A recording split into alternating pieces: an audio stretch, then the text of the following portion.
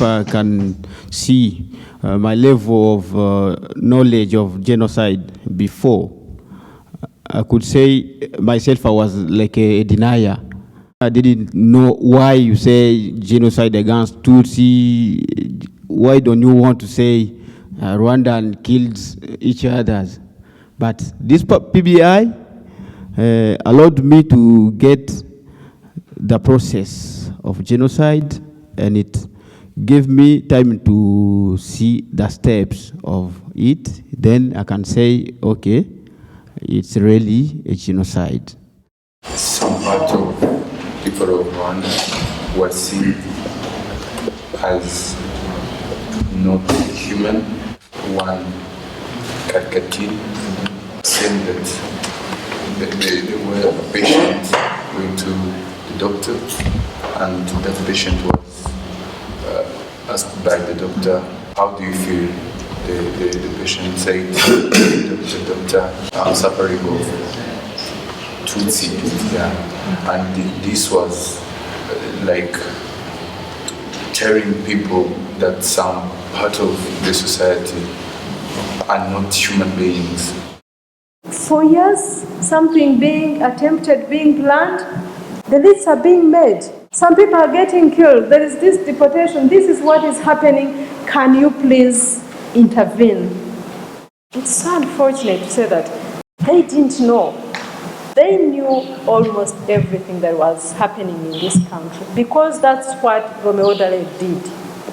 In his book, Shake Hands with the Devil, he states very clearly about all these signs. He looked at the lists. He looked at some of the acts that were being done, and he did inform. Having to read the names, having to see those belongings of the victims, it's not a story that is made up, but it's something real and something which Rwandans still living in.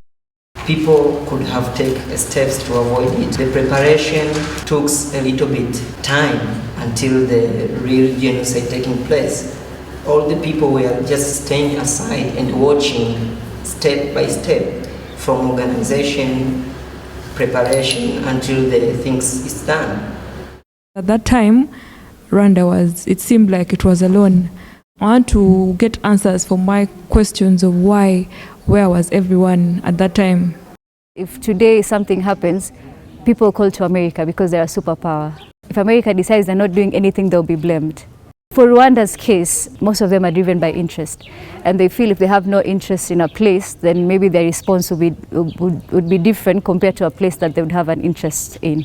International community isn't what we've always felt, like it's not Europeans, it's not Americans. International community is us as a region. Maybe Kenya should have stepped in, Sudan could have stepped in, but we didn't do anything. People of Rwanda have gone through this traumatic journey since 1994 when the genocide erupted, and yet people are very strong and they have a sense of forgiveness. People are progressing and they are only focusing on development. Some of us have been looking at genocide as something that is far-fetched, that can take really long to come, but as we discussed and as participants know, it can happen anytime, anywhere in our communities. Even now, a lot of people are suffering from trauma. And what causes the trauma? The post-genocide consequence. Genocide happened in 1994, and even still there are people still suffering from from trauma. And what can we do to address this challenge? It is a process. We cannot say it will end. There are people who are adults now, and they are born after the genocide, and they are also affected.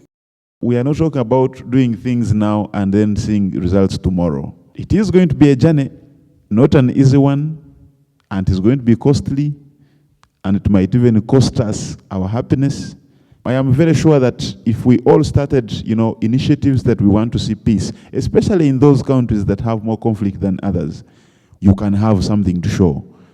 Also pick up guns now and say, I want to start fighting the other one. It makes you only similar to the other person and not any different. We still look around for innovative, peaceful means of responding to some of these conflict challenges that we have in our countries.